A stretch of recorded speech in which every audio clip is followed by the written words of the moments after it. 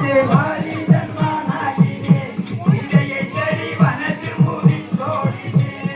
புள்ளிமான் போலே வந்து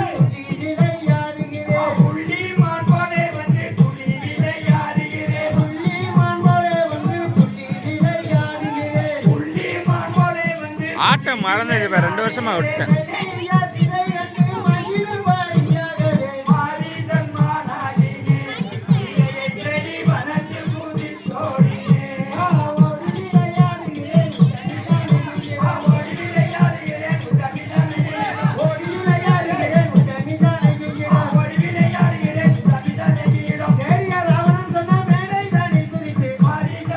அசோக் சூப்பரா இருக்கு.